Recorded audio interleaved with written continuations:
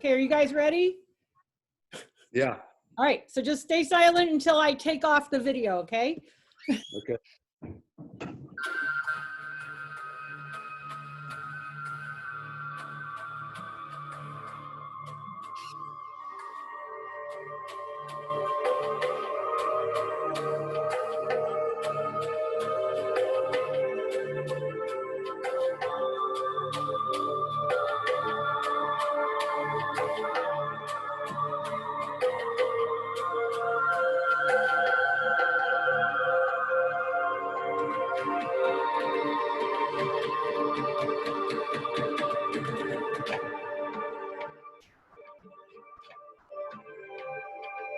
My father, Tony Church, pioneered horseback safaris in Africa back in 1971.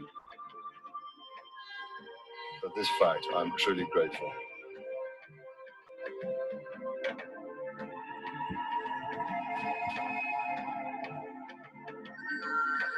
My life is spent on safari here in Kenya with my horses and wonderful camp crew.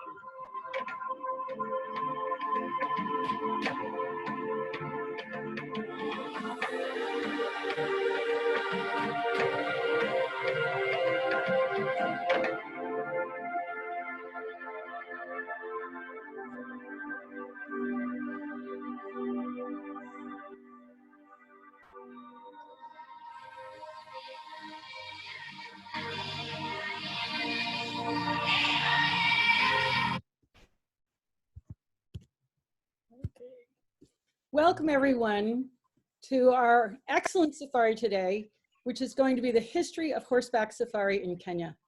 My guests are Tony Church, the founders of Safaris Unlimited, Gordy Church, his son, Brad Schneider from Horsing Around International, and I am Wendy Murdoch. I've been doing a series of webinars now for the past 2 months, and they've been amazing, and I've really enjoyed all my guests. But this one is truly special because we're going to take you out to the Mara and show you the scenes and the sights and the animals and the incredible journey it is to go on horseback safari under canvas. So thank you all for joining me and welcome. And I would like to introduce you to Tony Church. Tony, please say hello to everyone. Jumbo Sana, this is Tony here, speaking from the slopes of Mount Iburu above Lake Naivasha, where my wife and I now live. But it's really lovely to be on the screen and to be able to talk to all of you and give you my welcome to East Africa, Kenya. Hooray. And Tony, we'll just spotlight you for a second. Go ahead and give us a little introduction about who you are and how, maybe even how all this got started, like in terms of meeting you and I. Well, my teenage years were on horseback. I did later on special police training, equestrian police training, and no idea in those days, in the early 1960s, that I was going to get into tourism. And then life went along, and tourism seemed to be and safari seemed to be the thing that I was really best suited to and really appealed to me. And so I started from scratch, and I had a couple of years working for another company in Nairobi, but I really wanted to get on with doing sort of outdoor adventure safaris and getting much closer to nature and not just sitting in a car all the time. And so I thought I'd just introduce horses into the whole concept of coming on safari to Kenya. And so I had no capital, so I had to start from scratch. And on the smell of an oil rag, I was able to mortgage my life insurance policy for a few quid, and that got the legal side of it set up and the name registered, Safaris Unlimited Africa. And then I needed a few assets. I needed a couple of horses, and I didn't know quite how to start my horseback idea without any horses. So I had a very fine set of golf clubs, and I sold those, and the proceeds went towards buying 3 horses saddled up. And I started with day rides on the Ngong Hills, the fabled Ngong Hills, a little way out of Nairobi. And so I could take 2 people at the time, and I sat on the 3rd horse, and we started in a very, very humble way, riding on the Ngong Hills. And then that seemed to work quite well, and I got more ambitious as the days went by. And so things really matured as I got more confidence in the whole idea of horseback safaris and taking people into the Bundu. So Tony, we have an early picture here that I've just put up on the screen with 4 little children and a dog. And who are these people? Well, I'm the eldest of 4, and I'm holding the gun in that picture. We had 22 rifle, and standing behind me is my brother Colin. He's number 2 in the family, and then standing immediately in front of me is my sister Angela. She's the youngest, and in front of her is my brother Jeremy. He went on to be a doctor. Angela went on to teach, and Colin actually went on in public relations, and he's living in Kenya and retired now, and living very nearby up here on Mount Iburu. So you were born in Kenya, correct?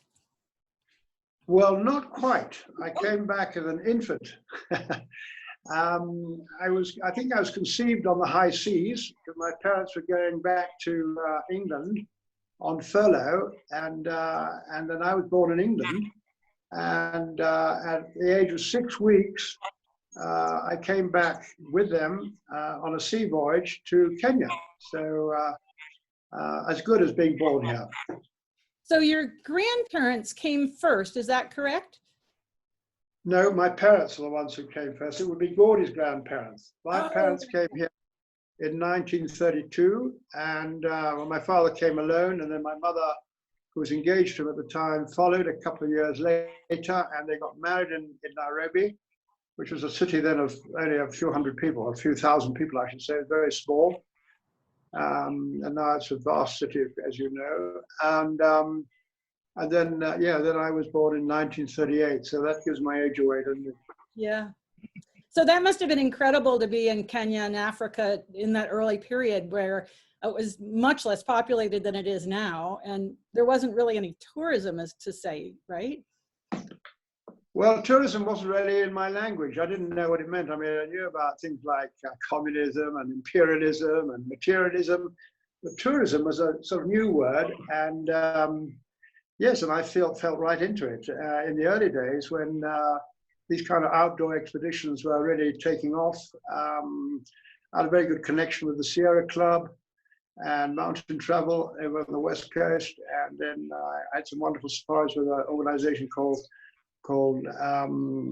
Cabalgata Africana, the Rancheros from California. So they were a group of horsemen who met once a year, and I had an introduction there. So yeah, and so 1971, I incorporated Safaris Unlimited Africa, and started with these horseback safaris just across the Ngong Hills, and I had quite a few more horses and a few tents, and then I ventured out across the Rift Valley. That was a 5-day ride, covering about 80 miles and finishing on the shores of Lake Naivasha.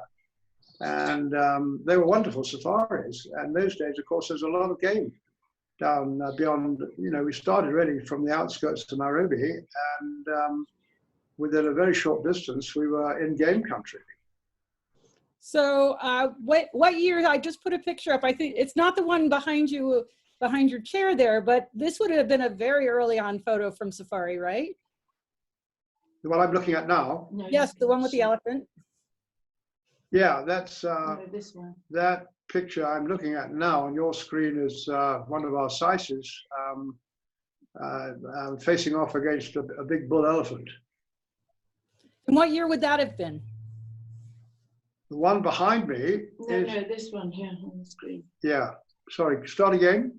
What year was this photograph, the one on the screen? Oh gosh, now that's testing my memory. Yeah, I think that the riding Saises, it was a Maasai who we taught how to ride called Metian, and he was my early riding Sais in those long distance rides across Maasai land. Around 1990.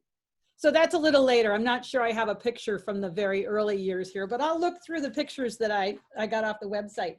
And before you started safaris, what were you doing? Because obviously between 39 and 71, you had quite a career. He was born in Yeah, 1938. yeah. So 19, yeah. Went to school. Yeah, I've had a very varied and interesting start in life, and I schooled in Kenya, and then went to England for a couple of years, and then off to Canada. I was in British Columbia for a year teaching at a school there, St. George's School in Vancouver City, but couldn't get to Africa out of my blood. I really wanted to come back, and although things were changing very quickly, the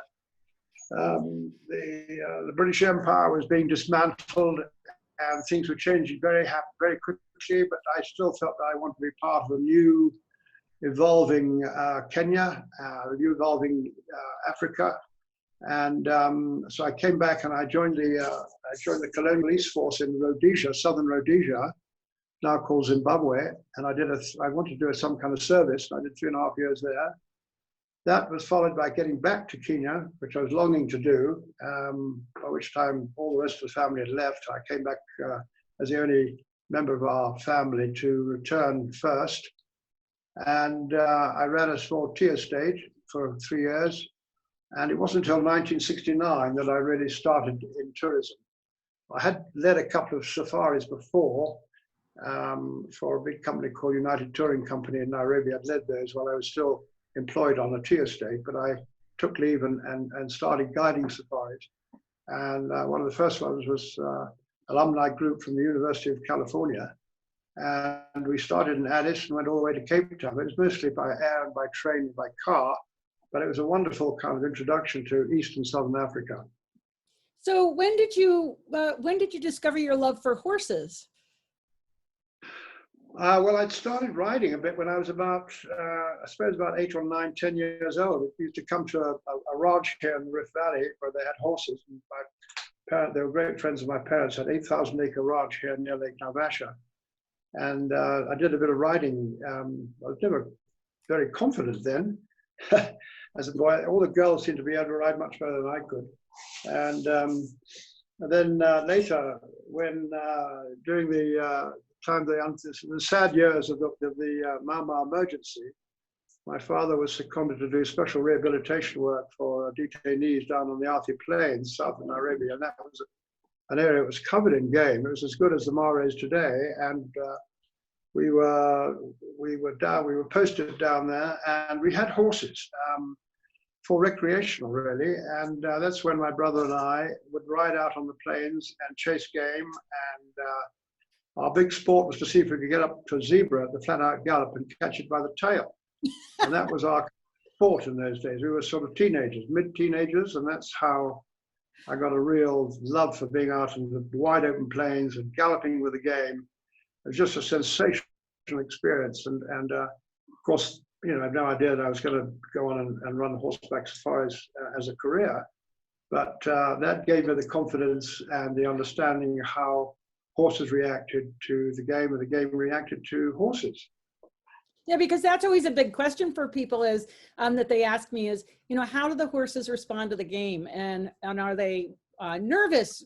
But we've been so impressed with your horses, Gordy, that the horses are so brave and they're so willing to face the game that it's really quite amazing, given that they're a flight animal, and a lot of people talk about how they're a prey animal, but they're really bold and brave, and they march right up to whatever we ask. And obviously you keep things really, really safe, but I can remember times when the horses were just so confident and nonchalant about being face to face with a lion.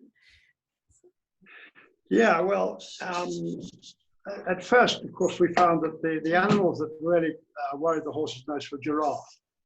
And I think the giraffe is so tall and overbearing, and they would make the horses very nervous. But in time, especially as the horses were often grazed out on the plains and grazed amongst the game before they came in for their meal. So our ponies when we were at this place called Athi River, south of Nairobi in the game country down there, they got adjusted to the game and so on. And also, of course, we rode with them. And I think, if you've got a rider who's confident in the saddle, and you go up to the game, the horses kind of trust your trust the rider's judgment. And so, you know, in time, the horses got very accustomed to being out for the game. And as for the big game, you know, the dangerous game, again, it was again, you know, if you've got a group of horsemen who are confident in saddle and not nervous, the horses respond and trust you and stay calm. There are times, of course, we've had a few scares.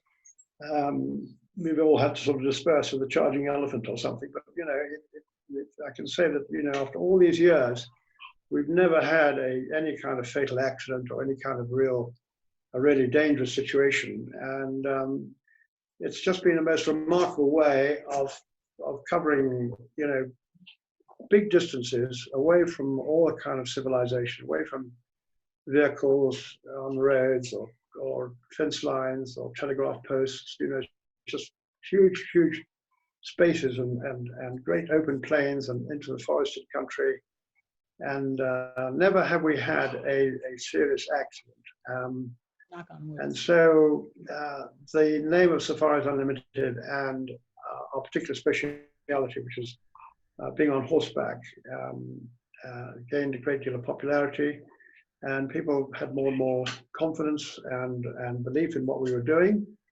And so the company grew, and that particular aspect of my safaris wasn't just horseback. I did, of course, you know, photographic safaris, and I took people up Mount Kenya and Mount Kilimanjaro, and we did canoes, you know, dugout canoes down the Tana River. We did all sorts of different kinds of safaris, but the one that I felt most of all was most exciting and most rewarding was the horseback safaris, because everyone had something to do. Yep. They all. So Gordy, how old were you when your dad started the company? How old were you? I was I don't know, 2 or 3 years old when Dad started. And I assume that this is a picture of you. No, that's actually of Dad. That's not me. No. Oh, okay. But, Well, see, I didn't get any names with the pictures. I just got the pictures. no, well, we obviously look very similar, but that's actually of Dad. Dad, you can probably explain more about that picture. Yeah, that picture was, again, when we were at Arthur River, and we were teenagers and learning to ride, or we had horses there, and we were riding out on the plains. And as I said earlier, one of our sports was to catch zebra by the tail, adult big zebras. Now, this one was a small one. We thought we'd catch a small zebra and take it home and see if we could train it. And this is a picture of this little zebra with myself, my sister Angela, next to me, and my brother Colin, and then Jeremy sitting on the ground. And there we were. That was our house that we lived in, a wooden kind of mizzen type house out on the plains. And little Zelda then used to follow us in and out of the house. It's rather sweet. But unfortunately, we didn't really have the right milk formula for him, and he didn't survive. Oh, that's a shame. Yeah, it takes special formula to help these wild animals survive. I know that when we take the people to the elephant orphanage, the Sheldrake Wildlife Trust, that they have to make very special formula to help the animals, and it's a really big deal. So Tony, you were how old? Or sorry, Gordy, I confuse your names today.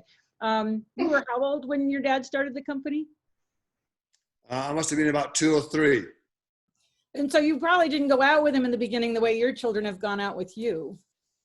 I think, I mean, my sort of earliest memories were, you know, on safari down in Amboseli by Kilimanjaro. But I mean, every holiday was definitely on safari. So yeah, no, I think, you know, I did a lot of time on safari, maybe not quite as much as Tiger and Thago are doing to this day. Yeah, they've really got inducted early. Yeah, I mean, I think they both went out on their first safari when they were sort of between 3 and 6 months old. Wow. Yeah, because I remember when we were there. And then who is this? Because you've sent me all these pictures. That's my mother, Wendy. So that's why Karanja can remember my name. Yeah, exactly. So I don't know, that picture must have been taken, I'm guessing that's probably in the 70s. Tony, do you remember when That that picture was taken? Cavalcante, Yeah, there's a so- Cavalcata picture that was taken in 1963, No. 1973. Sorry, So you're only in the 1973. company for a couple of years at this point. Yeah. Yes, you've Yes. only been running the company. Yeah, it was only 2 years after I'd started Safaris Unlimited, and 1971. This was about 73 or 74, and we were up in the Loiter Hills on the west side of the Rift Valley, and we were in Maasai country. As you can see there, all these warriors surrounding Wendy, and we had a very big safari at the time with about 20 odd Americans. And we rode up in the hills there, and it was an amazing trip. And I noticed that Wendy's in a Western saddle, but we've always ridden in English saddles whenever we've come. Yes, I mean, Actually, I think what's happened in time is that the American quarter horse is a much bigger horse than the horses that we have here now. So from the sort of 80s onwards, we had English style saddles, and each horse was fitted with its own specific saddle that fitted its back perfectly to allow the long distance rides without getting too many back injuries. Which is really And actually, that saddle was not the normal sort of saddle. That saddle was actually lent to us by Bill Holden, the famous actor. And at the time, he owned the Mount Kenya Safari Club, and we had a close connection there. And that saddle kind of got into our group of saddles for one or two people who felt more confident with an American saddle rather than our trekking English type saddle. well, we always make sure all of our riders can post the trot, even if they've been riding Western before they get there, because we are in English tack. Great. And then Thank this picture, I assume then is much later on, but that's you and your dad, and is that your mom? That's Susie, who's with Dad right now as we're speaking. There's Susie. Oh, great. Yes, she So is. This is a keepers, which you don't have. Yeah. So tell us a So, little about this picture. Wendy, Yeah. this was a Christmas card that we had done. And if you notice that Tony and Gordon are both sitting backwards on their horses as a joke. And we can see here now clearly they're not Western saddles. They're English saddles and they're sitting back to front on them. Yep. Yep. So that was a little later on. So, all right. Yeah. So you started the company in 71. And I know fairly early on, you had a woman come on safari with you named Mary. Do you remember Mary? Yes, of course. So that's, Mary I Robinson. mean, Dad will know that. That was Mary Robinson, I think, did her first safari in 1976, Dad. Oh, was it 76? Yeah. Yeah. That's right. About 76, 77. It's difficult to remember the years now, but she came on a safari, and we did a long ride across the Mara Plains, and she really got very excited about the whole experience. In fact, she went back to Anchorage, where she lived, and registered the African Experience, I think she called it, and started trading as well in African artifacts and promoting safaris. And I found the picture of Mary I was looking for.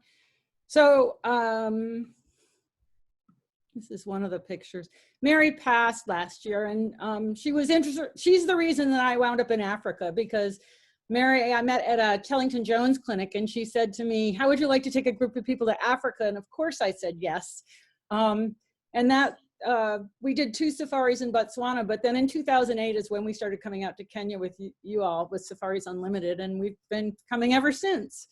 So Mary was instrumental in my experience of joining you guys on safari. So you started the company in 71, and you, Gordy was still young, and you were taking people, but as I understand it, in the beginning, it was really stripped down and people had to set up their own tents. Is that right? they had two different styles, but mostly, yes, mostly it was done very much sort of, do it yourself. I provided the tents and the beds, the low camp beds, and of course all the kitchen equipment and groceries and food and the horses and vehicles. But I did the whole thing just with a pickup and trailer. It was very lightweight, and people were expected to do quite a lot for themselves. And I think that so we were able to keep prices very very attractive and affordable. And there, that's a picture of the pickup and trailer now. We had rather just not normally how we traveled, but in that particular picture was taken when we had to move camp rather suddenly. I think because of a rising river or something was happening, and so we just bundled everything as fast as we could onto the vehicle and the trailer and moved a short distance, maybe 15, 20 miles, to a different campsite. So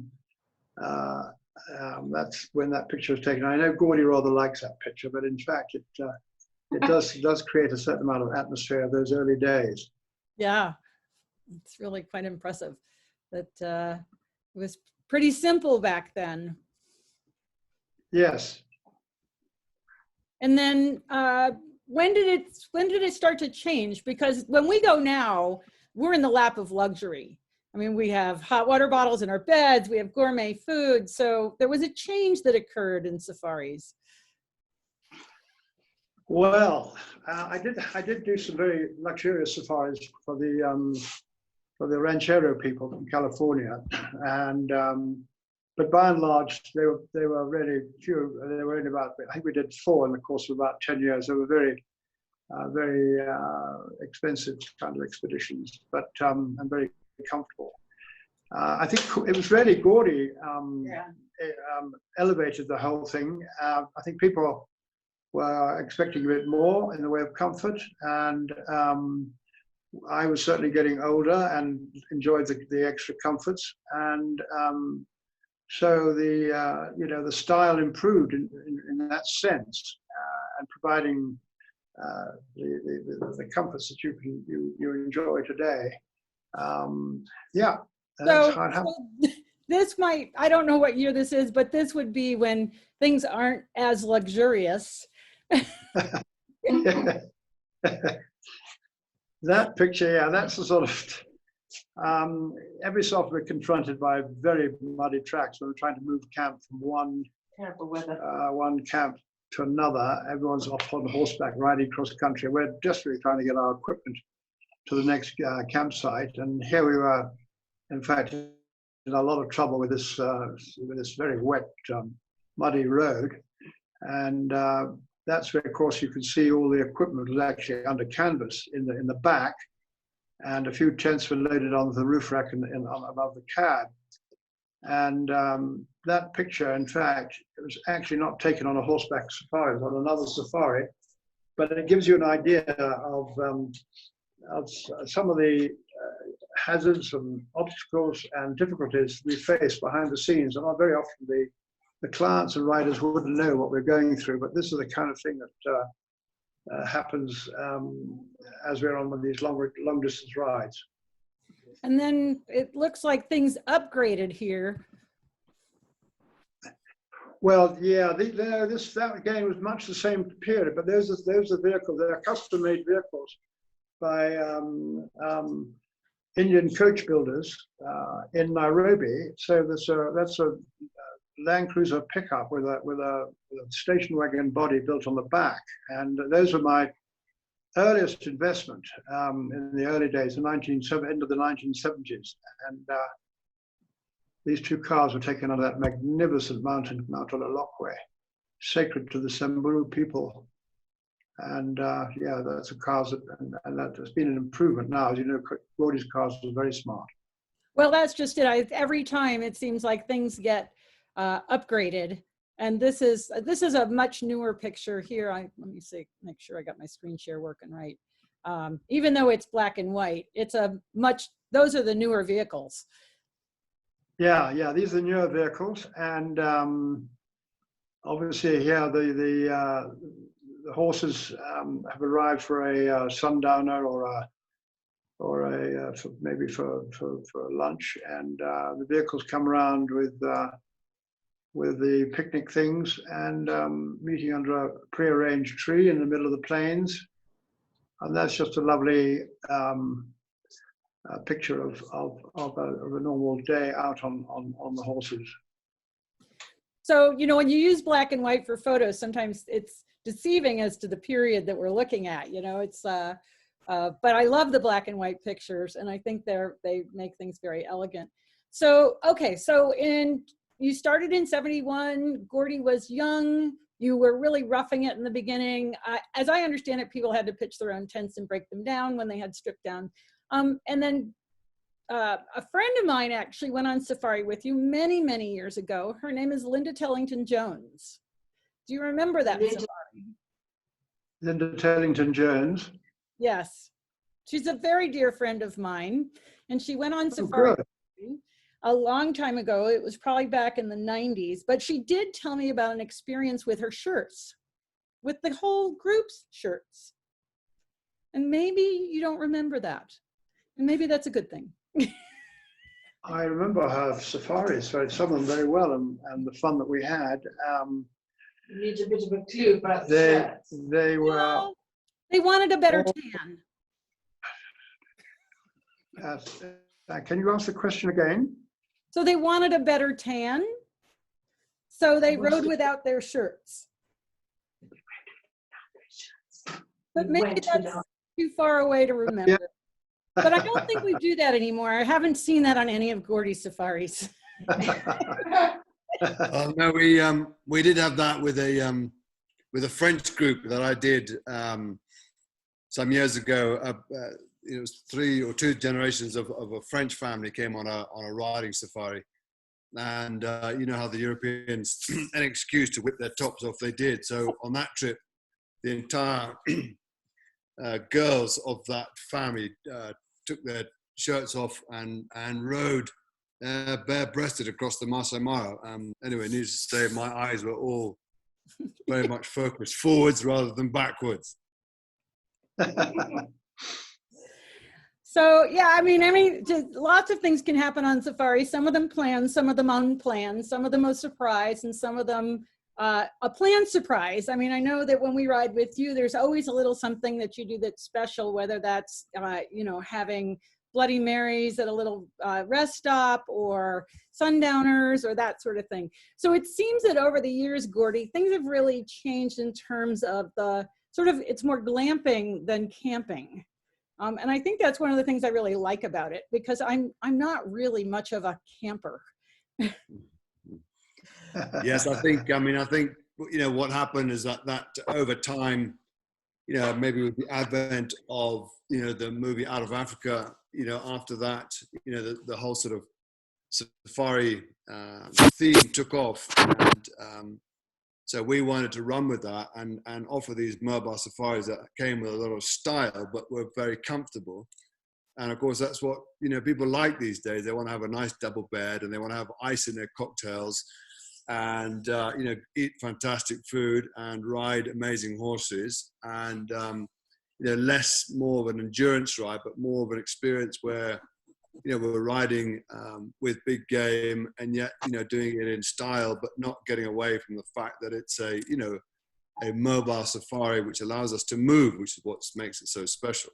Right. You know, I totally forgot about this Out of Africa movie, that you guys outfitted Meryl Streep with horses.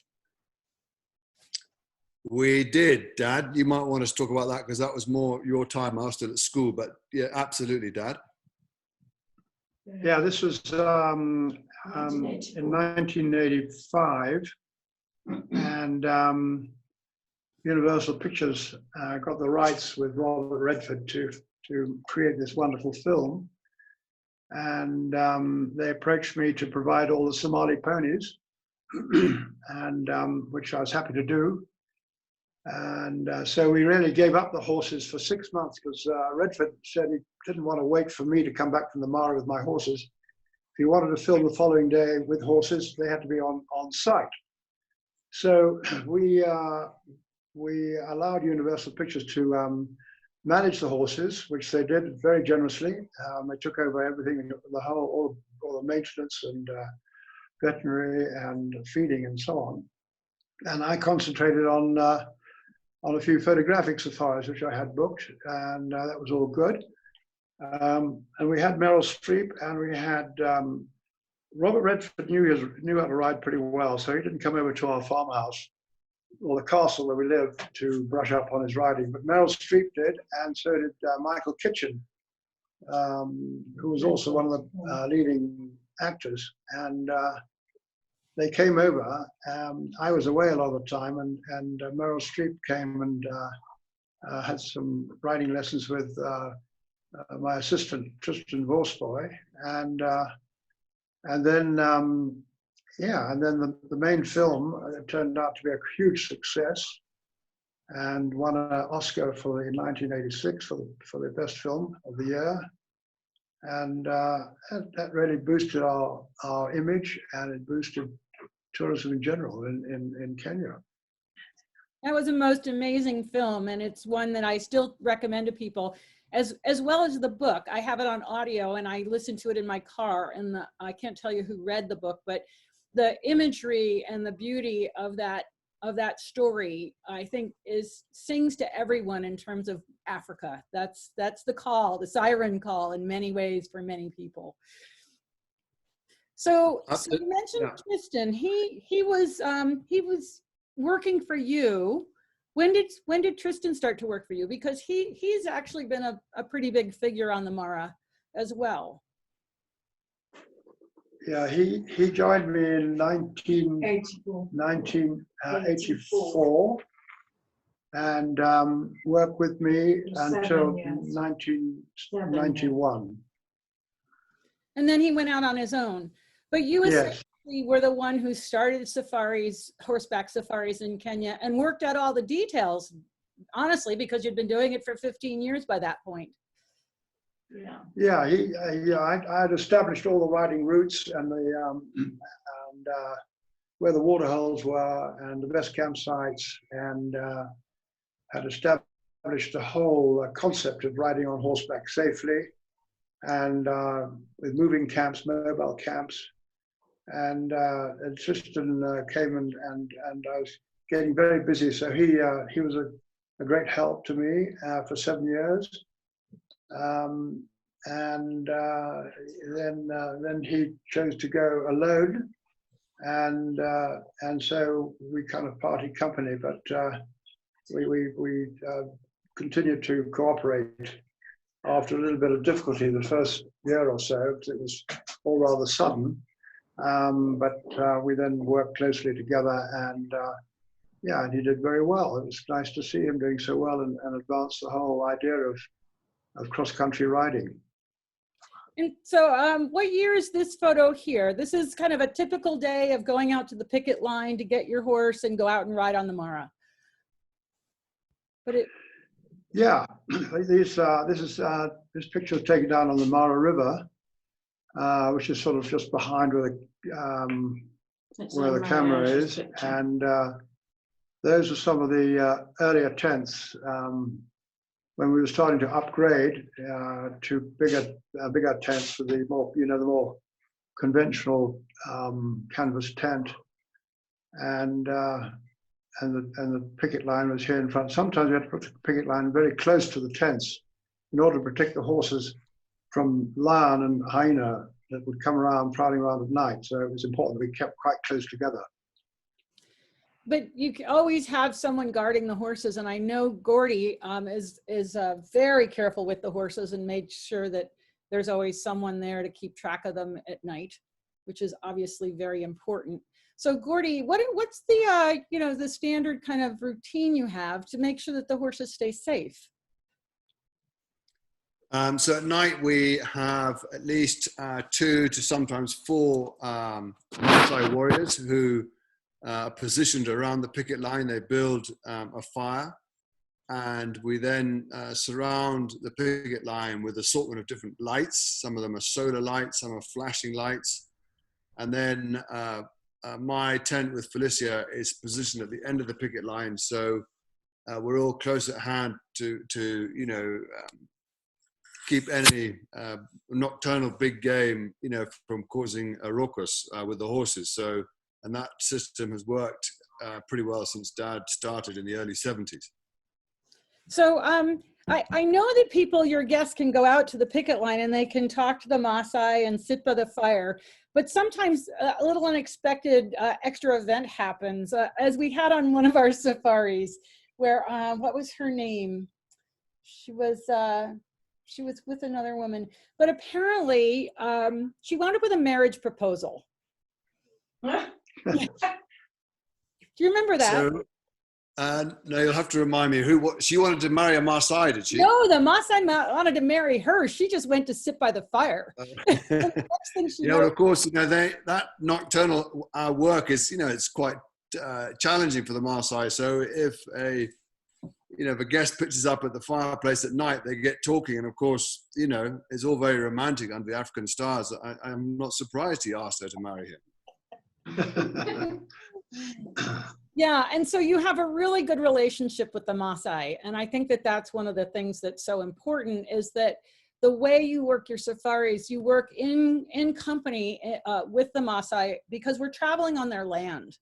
And I know that things have changed hugely since Brad and I started going on safari in 2008 with you, that the whole arrangement that you've made and the difference in terms of the conservancies. So can you tell us, Gordy, a little bit about how the conservancies got formed and what the value of that is, and how things have changed over the years in terms of the land that we use and traveling over that land?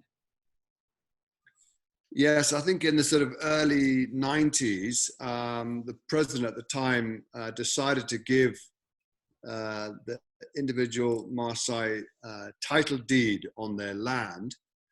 And at the time, that was, we thought it was going to be the end, because it meant that every family, every individual could own a bit of land, and he could decide to plant it in maize, or cut the trees down, or build a house, or develop it and break up this big open landscape. Anyway, as it transpired, the most important thing to the Maasai are their cattle. And in order to graze their cattle, they need open country. And so they've lived sort of pretty much in harmony with the wildlife, since they were here. And if you look at all the best wildlife parks in Africa, they're all in Maasai land, because their belief is that cattle were God-given to them, and everything else would belong to God. And so they didn't hunt animals. And therefore, that's why we ride across the Masai Mara, because there's so much wildlife there. And then with this subdivision of land, it soon evolved that one way or the other, it wasn't working out for them, and it wasn't working out for tourism, because there were just too many dwellings everywhere, and the land was being mismanaged. So the Maasai elders approached ourselves and other tourism partners, and they said, listen, look, what can we do? Because the quality of grass is going down for our cattle, and of course the number of visitors and tourists coming to this part of the Mara is becoming less, because it was not such a good experience. And so together with them, we decided that the best thing to do was to create these conservancies, which they manage, and they do an incredible job of looking after this wonderful part of the Mara. And we're now in 2020, and I'd say the game viewing we have now on horseback is better than it's been in the last 20 years. It's incredible. I mean, we see lion pretty much, I wouldn't say daily, but often. We see elephant, buffalo, and all the plains game. And of course, the Maasai are very happy, because they're getting a guaranteed income from conservation fees. And of course, we create these, what we call these grass banks, so that they can graze their cattle in certain zones, so the cattle have much better quality feed. And so it's really been a win-win situation for everybody.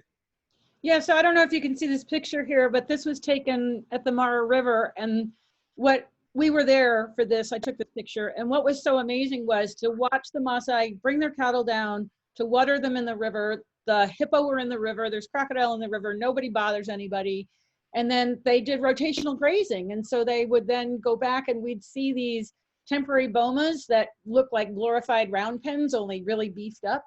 And, you know, it was really amazing to see over the 10 years that we've been coming, more than 10 years, the difference in the health of the cattle, the difference in the health of the land, the improvement. Like, it used to be that you'd see a lot of trash and stuff around a manada, but now it's so clean and open, and the game has just absolutely proliferated. I mean, it's just the difference that we've seen in the years that we've been coming has been truly amazing. And so it's one of those success stories where, you know, we've been able to sort of marry the modern day concept of tourism with the indigenous people's lifestyle and make it work for everyone. It's really amazing.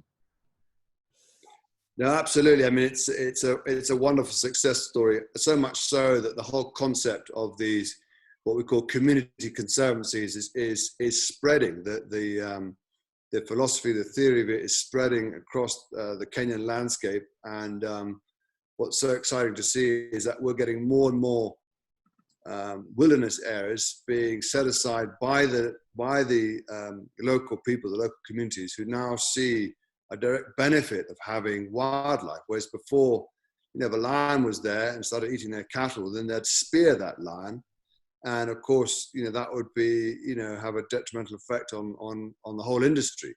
But now they see a huge value in those lions, and so you know, it's meant that you know, these conservancies are spreading. It means that the younger generation of Kenyans, indigenous Kenyans, are understanding the true value of wildlife. And what's even better is that it works with their culture. They're not having to change their culture for this. It means that they can still graze their cattle.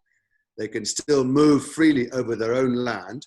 And of course, they welcome us there because, you know, we are low footprint, and, you know, we're there, you know, seasonally for a short period of time, and we're there to join the wildlife. They all get jobs. So a lot of our crew come from the Maasai community, and you know, it's just it really is it's a wonderful, wonderful story. Yeah, and the one of the things that's so amazing is the cats have come back. I mean, used to be that, you know, we didn't see that many cats when we were there in the beginning, but now, I mean, here you can see this cheetah in the foreground, and there you are riding. We can always spot you guys because of the gray horse, who makes it very easy to see you on the distance. That's Caprivi, yes. Yeah, but you know, the fact that we've seen more cheetah in the last safari than we saw in all the safaris combined. We watched that pair of brothers, and we found 2 other cheetah in other locations. And so I think that's one of the huge successes on the Mara, is that the cats have come back. And I think, haven't the Maasai changed their, they used to have a ritual of killing a lion, but they've changed that now so that they do athletic games as a rite of passage rather than a hunt. Isn't that correct? Yeah, so I think for a long time, you know, certainly, you know, maybe 90s, you know, in order for a Maasai warrior to transition into becoming a junior elder, he had to partake in a lion hunt. He didn't necessarily have to kill a lion himself, but he had to partake in the hunt. And of course, the particular warrior who actually threw the first spear would always become a legend with his age group. And that was all great when the Maasai population was low, but of course, with better healthcare and more surviving members of the family, well, of course, that philosophy couldn't carry on. And there was a time, I'd say probably, yeah, in the 90s, 2000s, when, you know, you'd really struggle to find lion, let alone cheetah. But that, you know, like all these things, just given a little bit of protection, you know, the big predators, leopard, lion, cheetah, you know, they bounce back very quickly. And like you said, you know, it's so wonderful to, you know, that we can stay in the conservancies, explore on with our horses, and enjoy all these big cats, you know, sometimes at very close quarters. Yeah. So when was the transition when your dad started to step back and you started to take over Safaris Unlimited? That was, I guess, I was in my late 20s, early 30s. So the late 1990s, you know, Dad started to give me a bit more of a free rein, and we sort of did the transition time in the early 2000s. I think it was about 2002, wasn't it, Dad, that I took over? 2001. 2001, yeah. Baptism of fire, because that was the year of 9/11, wasn't it? Oh, yeah, absolutely. So yeah, so it was challenging times, but you know, I was young and of course grown up on safari with Dad and Mum and Dad and Susie, and it was in my blood and I loved it. And you know, as Dad had mentioned before, you know, there's nothing more exciting than to explore these huge open ecosystems on the back of the horse and have that freedom. And you know, there's not a day that I regret. And so you've been through a few challenges in terms of keeping a tourism business going during tough times. But, Yes, of course, 9/11 was very difficult, and that was 2 or 3 years of you know, very challenging you know, experiences, and then we've had various you know, financial crisis and a little bit of political instability here.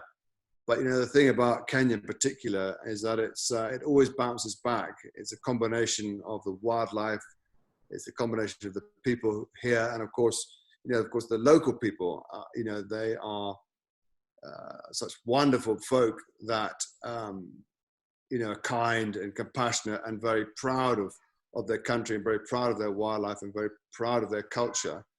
And that's allowed Kenya to always bounce back time and time again after these various global challenges. and of course, then you also have the climate. And in this photograph, you can see that the grasses are really tall. The animals look healthy. They look nice and fat. But it's not always that way. There's years when you can have drought, when you can have, you know, the rains don't come. So it's a land of great diversity and great adversity at times. Yeah, absolutely. I mean, I think, you know, again, like you said, a great attribute for Kenya is that we go from, you know, the glaciers on Mount Kenya right down to the Indian Ocean, and lots of different tribal people. And luckily for us in the Mara, you know, being close to Lake Victoria, has a fairly consistent rainfall. So that is why those great open grasslands have been able to sustain these huge numbers of animals for millennia. But that's not always the case throughout the other part of the country. I mean, up in the north and other parts, they get severe drought, and the local tribal people, they have to be much more nomadic. But yes, now we're blessed with tremendous beauty. Yeah, and as you can see, these zebra are rather pudgy. We might call them on the scale maybe a 7 or an 8. Right. It's really good grasses, and it does vary from year to year, and the wildebeest travel. So tell us a little bit about the migration, because that's the reason that we come in September, is because of this incredible great migration. So yeah, the migration is made up predominantly of an animal called the white-bearded wildebeest, referred to as the gnu by Rudyard Kipling. And these wildebeest do this incredible journey where they give birth around Lake Ndutu in Serengeti in Tanzania in February. And they do this incredible journey where they head north and typically come up into Kenya anytime from sort of mid-June to mid-July. And they then mill around Kenya until probably November, at which point they disperse back down into Tanzania. And it's when they migrate north that it's the most, you know, very dramatic, what you've probably seen on your TV screens, when they come up in those columns of hundreds of thousands.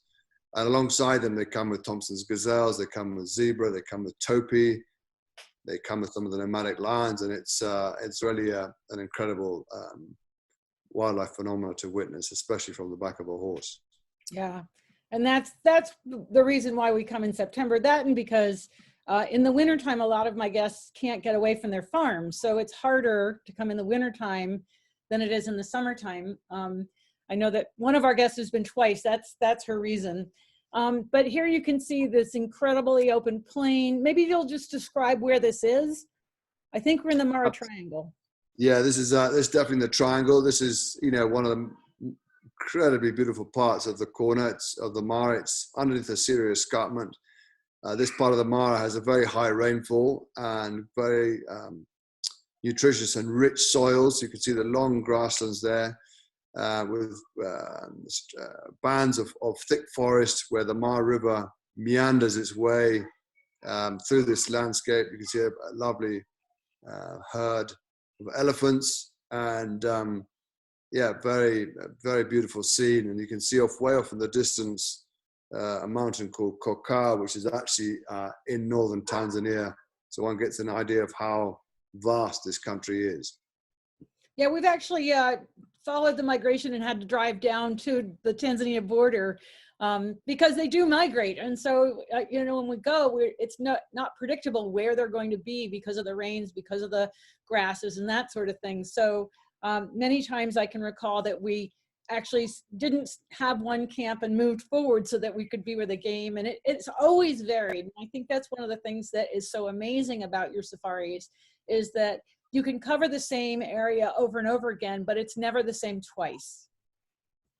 Yeah, absolutely. I think, we've always loved the concept of being mobile so that we can move to find the game. We can move to where there's more access to water.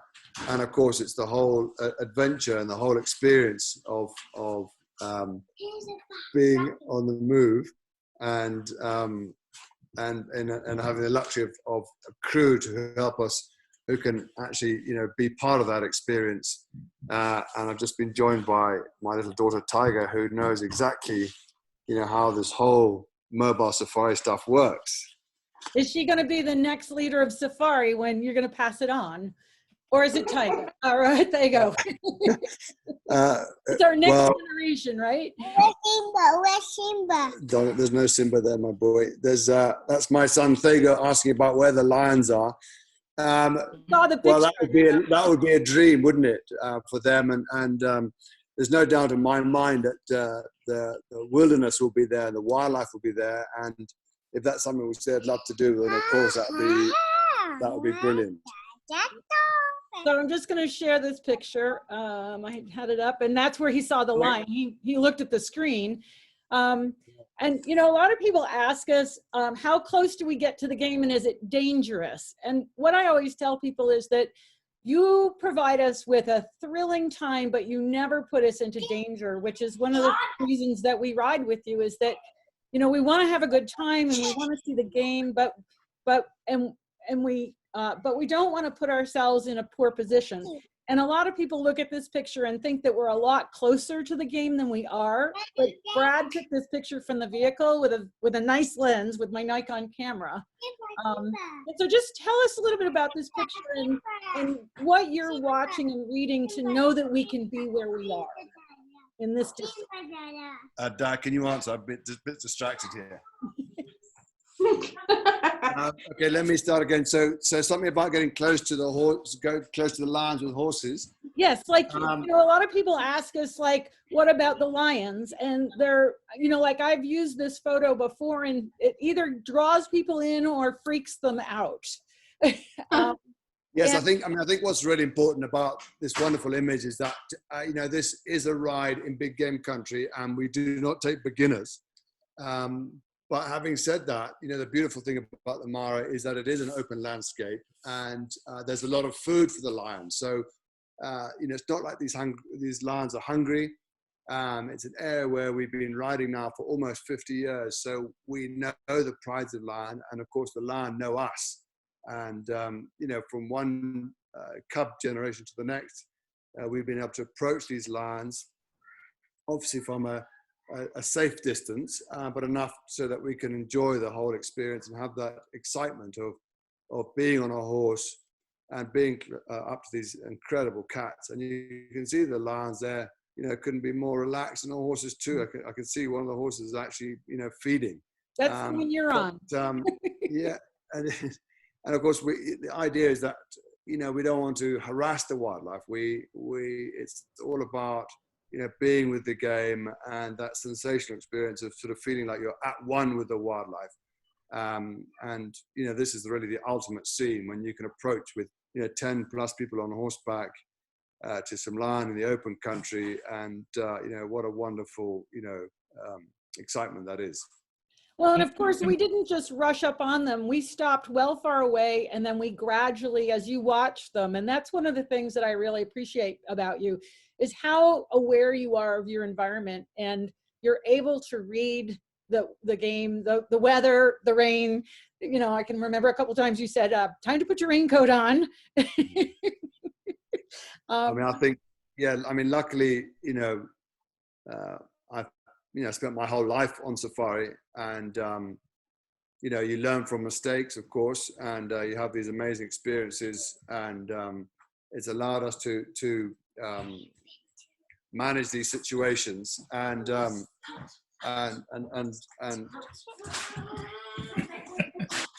it's okay. We're all on lockdown, and everybody understands if there's children in the scene. Okay.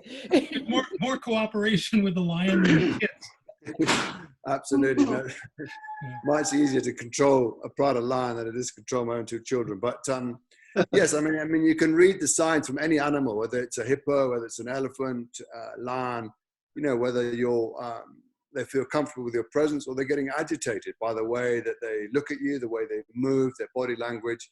And of course, we're also looking at our guests too. Some clients and guests want to get closer, and others are very happy to have this experience from further back, and that's just something which we manage on these private safaris, and that's the beauty of it. That we're there to have an amazing time. Can I share a story on that? Yeah. Hang on, I'll stop the screen share there. I remember we were riding, and this was a couple of safaris back, and we had a lady from Georgia, yeah. I believe it was. And it was towards the end of the day, and we had stopped to let the horses drink from this little tiny brook that was trickling through. And I watered my horse, and Gordy, you were on the other side. And so I proceeded to come over closer to you, and my back was to this little brook and some shrubbery. So you said to me, look over your left shoulder. And I looked over, and I could see something right at the edge of the brush. And I said, is that? And you just nodded, and you said, don't say anything, and we'll walk off. And as we walked off, out from under that bush came a beautiful lion. And so I had asked the question, were you in any real danger? And you said, no, I don't believe really. She's really waiting for dusk to do some hunting, but she might have cubs there that if we had gotten closer, she might have reacted. So we walked off, and I remember that night at dinner, this particular woman who saw the lioness after we walked away kept asking you in various ways to get the right answer she was looking for about, well, if that lion had come towards us. And I remember your comment was, if that lion started to run towards us, because she said, would the horses take care of us? And you said, that horse is leaving with or without you. And she proceeded to drink a lot the rest of that dinner, and I don't believe she rode for the rest of the safari. No, she didn't. She had actually thought she was going to Botswana. She had read the #1 Lady Detective Agency books and thought that's a totally different environment and a totally different country. One of the things, Gordy, I wanted to talk about was that, it's because you are such a boutique safari that, now I can't find my picture. Oh, there it is. That, you can tailor things really well. And I think, again, that's one of the things that I really enjoy with Safaris Unlimited is that you're a boutique. You're like me in my teaching. I only take a small group of people. It's not about just running numbers. It's really about quality. And if you don't ride, there's still opportunity that you can come in the vehicle. And here you can see we're inside the vehicle with an elephant that's checking us out. Yeah, absolutely. I think, what's so wonderful about these trips is that we have the versatility to be able to ride. We can have options to walk or go for game drives. It's not like everyone has to do every single ride. So, sometimes it's quite fun. We might think, well, actually, we saw a tremendous amount of game, the previous evening from horseback. So let's go tomorrow morning. We've heard a pride of lion down the valley. Let's go and have a look by car, and we can go down there assisted by my other professional guides and go down and explore from the car and enjoy that whole different experience. Or sometimes, you might get, a spouse who doesn't ride at all, but doesn't want to miss out on this wonderful adventure. And so they come too, and they have the whole experience with their own car, their own guide. And we meet up with them, for our Bloody Marys and our bush breakfasts. And they're very much part of the whole experience. But rather than doing it from the back of the car, the back of the horse, they're doing it from, from a vehicle. Yeah, and we had a guy once, we had a couple, and I remember his wife saying to me afterward that this was a type A guy, and that on vacation he spent half the day emailing and texting and on the phone, and that was vacation. And the moment he got there, the first thing they saw, he went out with Pete, and the first thing they saw was baboon mobbing a cheetah. And that guy never picked up his phone, never did one email. And she was like, this is the first time my husband has actually taken a real vacation. He just totally got immersed in the environment and in the wildlife and the whole concept of safari. And so I think that's one of the things, we always encourage our guests to not use their cell phones to make phone calls. I mean, it's hard to tell these days because they're also cameras. But the idea of leaving technology behind and really just like going out in Africa, like the movie, is you're out there and you don't have all this modern day trapping to weigh you down, so that you can really immerse yourself in the experience. I mean, I think so. I mean, that, of course, it is a challenge in the fact that, everyone is so connected now, especially, in America and Europe, and even in the big cities across the African continent, people are connected. We have pretty good cell service throughout the country here. But I think, the whole essence of being on safari is to be disconnected and to be engulfed in the beauty of these wide open spaces and feel like you don't need to, answer that email or make that phone call. And, people who are quite, conscious of it before they come, we might get a lot of questions, can we phone call, can we email? And you'll soon find that within, a few hours of getting there, those pending emails and concerns are not there anymore, because they're, enveloped by the beauty of Africa and the people and the whole ambience of being under canvas. Yeah. And I know that from the beginning, the church family has been very involved with local schools and the local community. And I remember this one day when we went out, we were on the escarpment actually, and this Maasai school came over to learn about the horses. And I can't remember who your Maasai was that day, but he went through and taught them all about parts of the bridle and parts of the saddle, and the teachers got on. And this was amazing because this is the woman teacher that they took the picture with. They were all really, really excited about this. So tell us a little bit about your involvement with the communities, the Maasai community and the schools. Yeah, so I mean, I think, what's become, very evident is that, this wildlife lives on Maasai land, and the Maasai are the future of these protected areas. And it's fantastic to see these schools across the country, across Maasai land in particular, who are now seeing the direct benefit. I mean, a lot of Kenyans have never seen a lion or never seen any wildlife, but of course the Maasai do, because they've grown up with it, but they never really sort of, it's been more of a menace to them, when lions kill their cattle and elephants, eat their crops.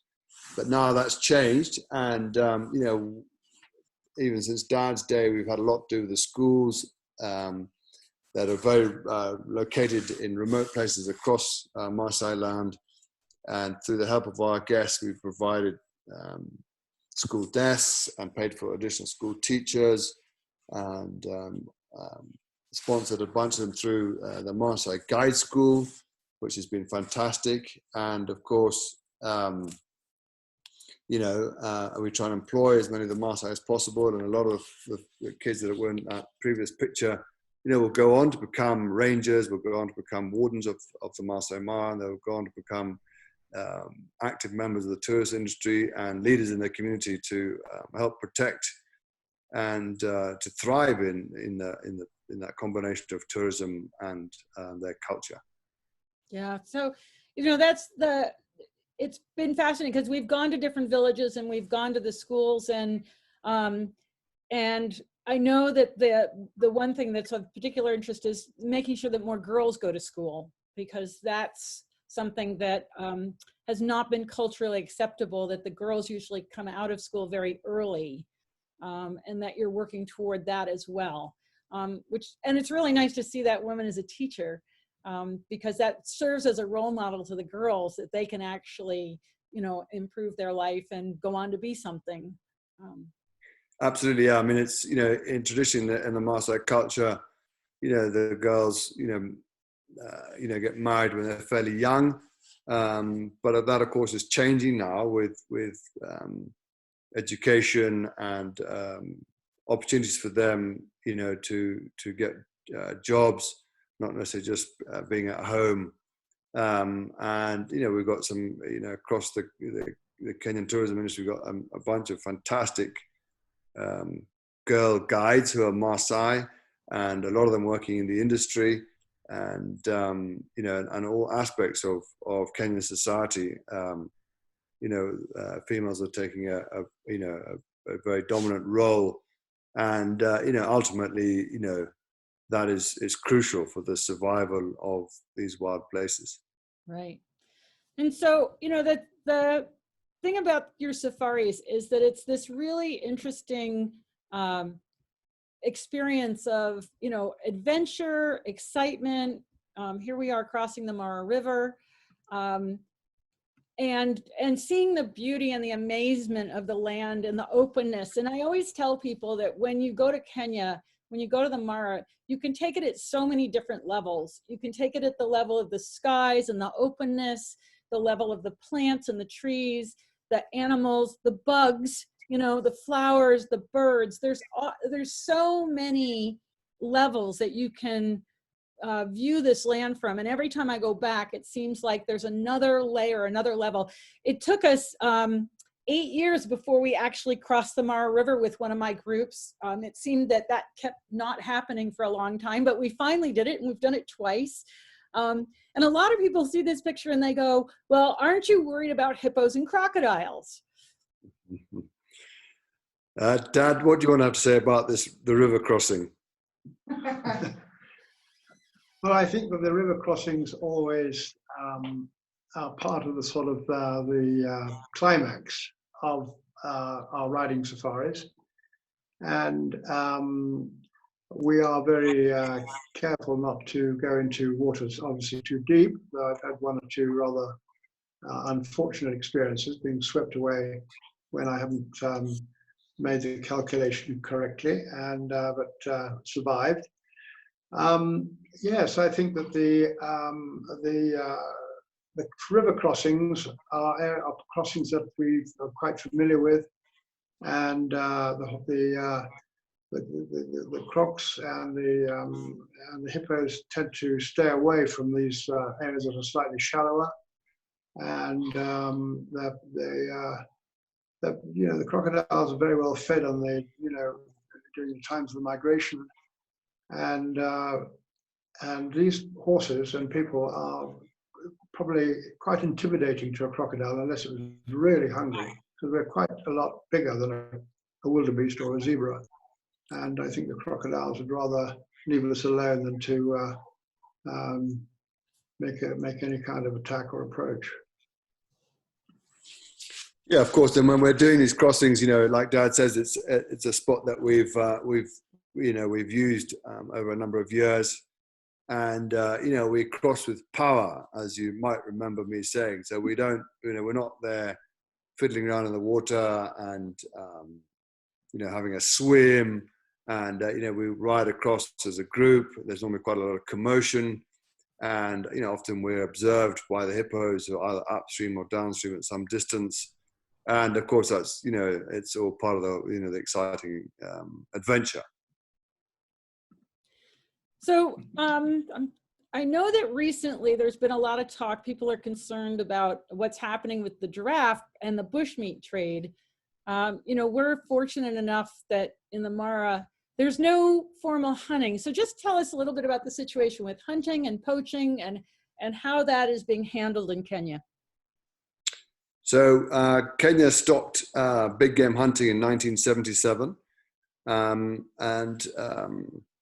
You know, with the success of the private conservancies and the success of the National Park and Game Reserve system, you know, our protected areas offer a safe haven for the wildlife. And of course, there is always a sort of element of poaching. You know, the poaching of the bushmeat is always a challenge, where, you know, some of the communities, not so much in the Mara, because, you know, the Maasai have a different approach to wildlife. In other areas, you know, it's an important source of protein, and it's where the game department, you know, have to draw a line, whether it's for subsistence or whether it's commercial. But, you know, a lot of the fees that everyone pays, you know, a substantial amount, almost 20% of the fee to come on safari goes directly towards the funding of and the protection of these wildlife areas. So it plays for rangers, wardens, vehicles, anti-poaching patrols, and giving bursaries and other such things, so that, you know, there's not really that much incentive for the community to poach wildlife. Of course, there's always, you know, demand nowadays, in particular from the Far East, for ivory and for rhino horn and skins of leopard and such like. But with our rangers, and because the Maasai themselves are very much empowered by this asset of theirs, that, you know, they are looking after their own wildlife, which is the ideal situation. So the communities there, they all know when there's a stranger who's in their midst, you know, who might potentially be a poacher, is, you know, either moved on or reported. So, you know, the actual incidences of poaching, in particular in the Maasai Mara, is relatively low. Yeah, I do remember back, I think it was 2010 or 11, we were there, and one of the elephants whose tusks nearly touched had crossed the Mara River and gone where he, you know, was not protected and got shot and wound up dying in the river, but they didn't get his tusks. And that was at the height of the poaching, I think around 10, 11, 12. And then it seems to have eased off now. Yeah, I think, you know, it, yeah, I mean, the whole elephant poaching has gone through different cycles. In the sort of, after they stopped the hunting in the 80s, it was particularly bad. And then Richard Leakey was put in charge by the president to you know, take over the game department to sort it out, because, you know, we went from a elephant population of about 120,000 down to less than 20,000. And but with proper management and funding and training and awareness, that you know, a lot of those poachers were discouraged from doing that. And then we went through a period of very little poaching, and then, of course,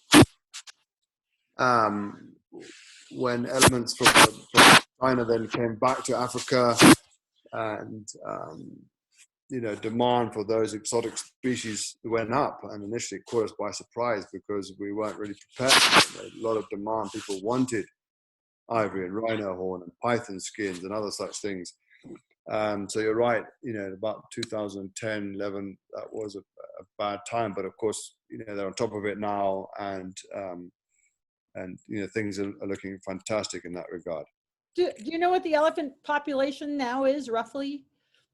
Yeah, it's between sort of 35 and 40,000 across Kenya, which is, you know, it's about reached the carrying capacity. You know, we couldn't really have too much more because, of course, the human population has expanded.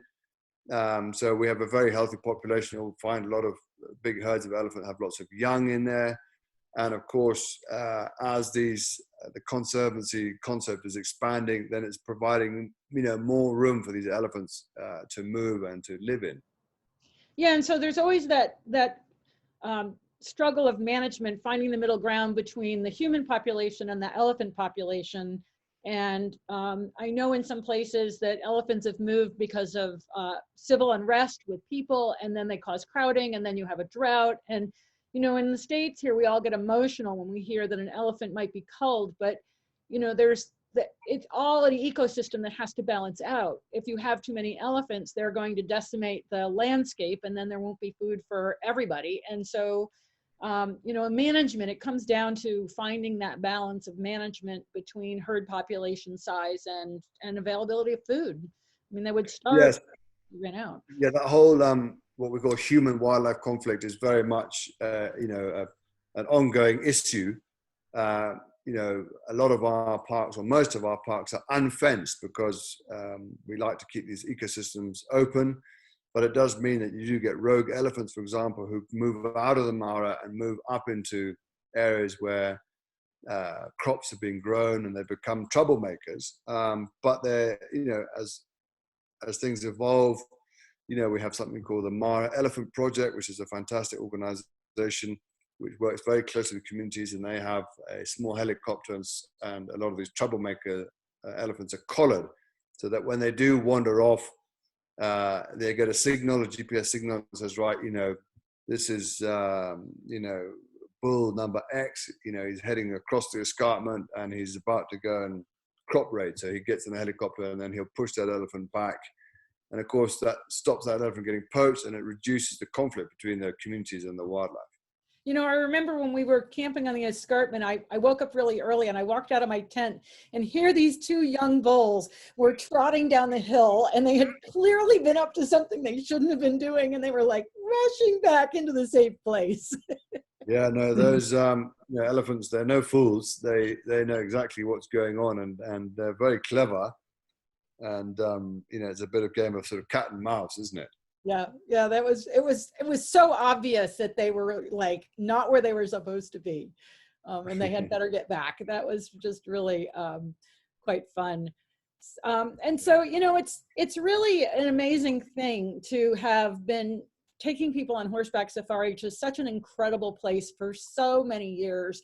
And so I want to ask you both, if there was one thing, like what's the most one thing that stands out to you in terms of safari, whether that was you know, an incident or something like what is your number one highlight from safari? Dad, do you want to have the honors? Well, I think that I would like to say that our concept of safaris is probably the most environmentally friendly you can think of, because we've never actually put down any sort of permanent accommodation or a permanent base. We've always been behaving rather like the Maasai. We're very nomadic. We move in there, we're accepted by the Maasai, and we start a safari, as you know, with our tents and our horses and our vehicles. And we only stay a day or two or three, and then we move on. And so there's very little impact on the environment. And I think that's what Safaris Unlimited is really can be proud of. And also that in the course of time, we're going to see too with this coronavirus where the social distancing is very much part of the new order in how we conduct our lives. And I think riding on horseback, we are actually accomplishing that straight away, because there is this social distancing. We are spread out. I think we have a very sort of healthy life in camp. We have a very healthy attitude towards the environment. We have a unique way of traveling cross country without the need of roads, except a few tracks round and about to transport our equipment. That is a very important aspect of Safaris Unlimited. And it has been enormously rewarding for me and for Gordy, and I think for those people who come on safari with us. It leaves an impression that they cannot replace or find anywhere else in the world. This is the most unique way of introducing people to the wilderness of East Africa and the wildlife. And it is relatively safe, as we've made clear in the course of this interview. And long may it go on for, although some of the areas are slightly more difficult to reach now because of the expansion of human activity. But this Masai Mara and some of the other areas, the Chulu Hills and the Londaga Hills and parts of Laikipia, are still present the most wonderful experience for those who are comfortable and confident in the saddle and who like to participate and feel they've had a holiday in which they've actually come away with an experience of having got very close to the African wilderness and its people and its game. Yeah, I think that's very true. It's a totally unique experience.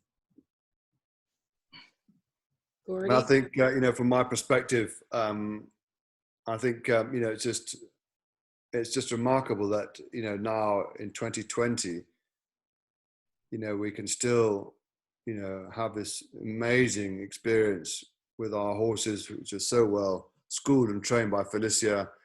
And they're so eager to be out across the plains and to be sharing this with people who, travel from the other side of the world and to enjoy, in Africa, which, a lot of people, have dreamed about. And there it is for in reality, it's unfenced, it's full of wildlife on horses that are loving it and eager. And there's nothing, more rewarding, I guess, than the end of the day, sitting around the campfire, having a cocktail and hearing everyone's chatter and excitement and, what we experienced that day and looking forward to what's going to happen tomorrow and being, so well looked after by our wonderful Kenyan crew who treat us, like royalty. And it's, it's just to think that we can still do this. And as far as I'm concerned, I don't have any doubts that we'll still be able to do it in another 50 years' time. Yeah, and I just realized we didn't talk a lot about your crew, but I think your crew are some of the most amazing people I've ever met. They're so genuine, they're so honest, and they're so caring. When Brad and I came on the first safari, when we were leaving, they said, "You're now part of our family." And if someone says that in the States, you're like, yeah, okay, fine. But when we got back in 2010, it was so true. And they remembered us, they greeted us so warm. Brad and I cried. It was really quite an amazing experience to feel like my family is in Kenya, not in the States. They felt closer to me than my family. Brad? Yes, Go ahead. We've obviously, spent a lot of time with our crew. We're on safari, for many, many weeks at a time. And, they work incredibly hard. They're very professional. And, what's wonderful about the Kenyan people is, they are, naturally courteous, naturally very proud. And, they love it for the fact that, people come all this way to enjoy, the Kenyan people, and of course, the wonderful country in which, which we live. Yeah, it's pretty amazing. Brad, do you want to say like kind of what your most amazing experience is? I know that you've always had something to take away from the Mara. Well, I think it's what I always tell people. I end up having a lot of conversations with people who initially want to sign up to join us. And after the first ride, I came home and you always have these thoughts. You're in the middle of the day, you'll remember a scene or a sound or something will pop up in your mind. And you can be busy working in your office or doing whatever you're doing, and it'll happen and you'll stop, you'll smile, you'll think back to that experience.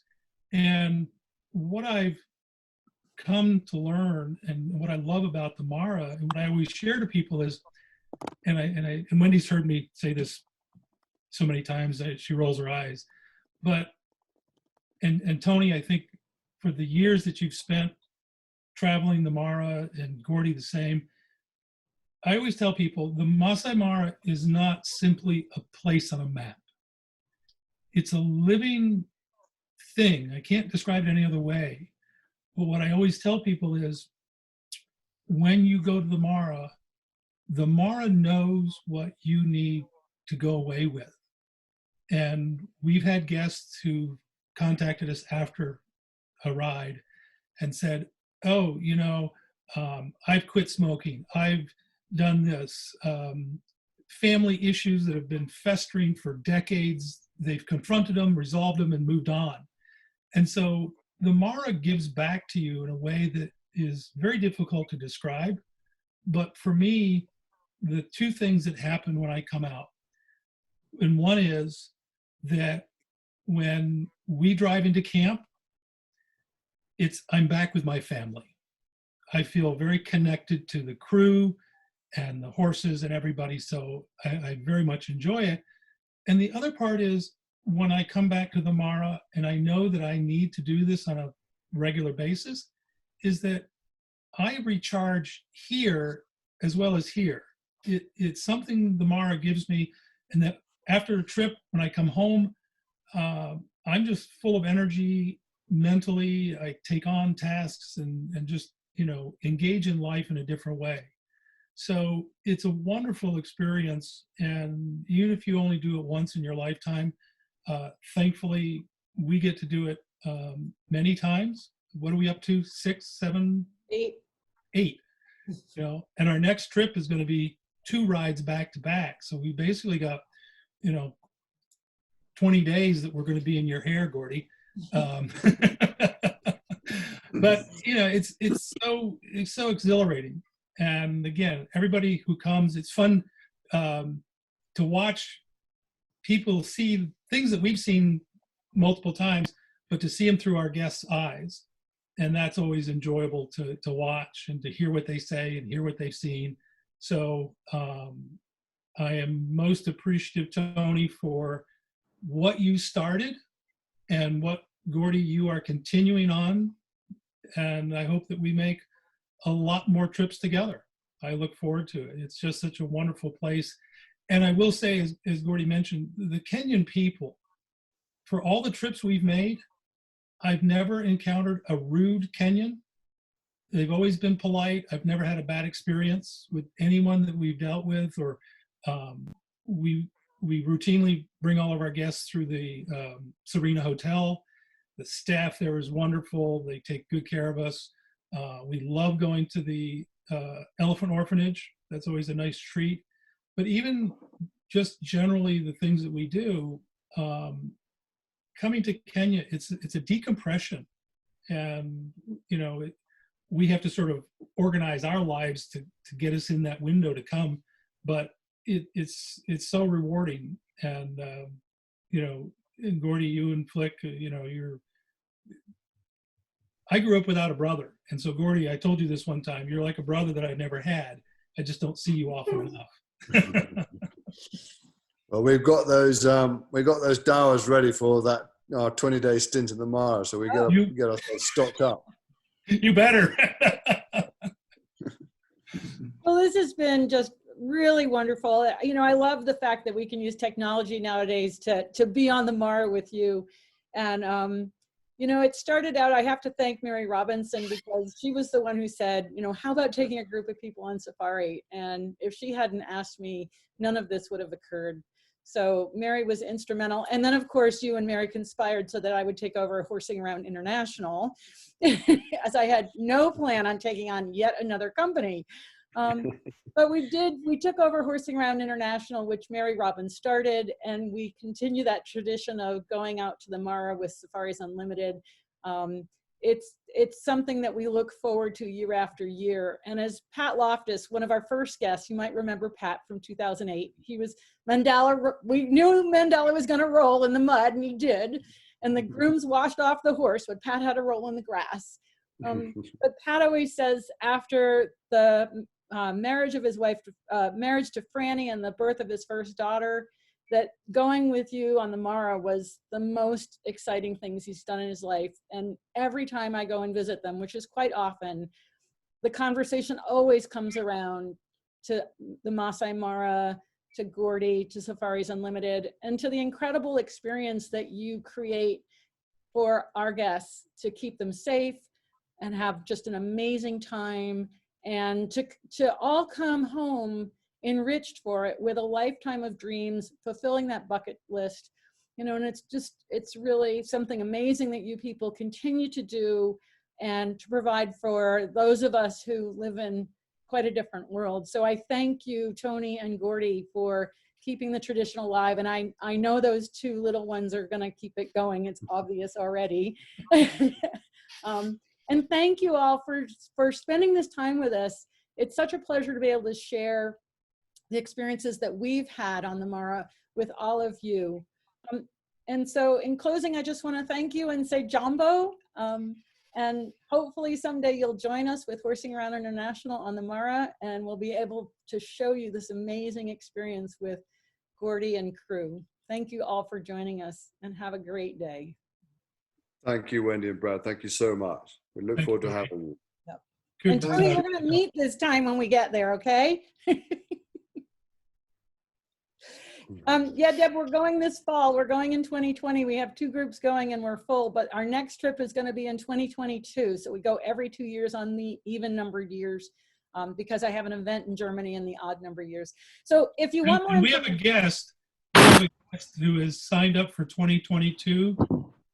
It'll be her third trip with us. Well, the 2 of them. 2 of them.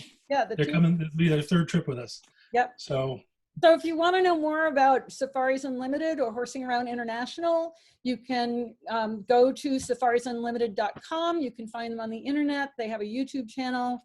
You can find Horsing Around International on .com or contact me directly at wendy@wendymurdoch.com. Brad has created a 65-page guidebook to help people with all the questions that they have about going on safari, everything from what you pack to the luggage to your visa, to the trip and the details. And so hopefully you'll join us one of these days on safari. Thank you all again, and we'll see you soon, Gordy. Oh, you lost sound. That's okay. bye-bye. Bye. Bye. Bye. Well, Harry. Bye. Bye.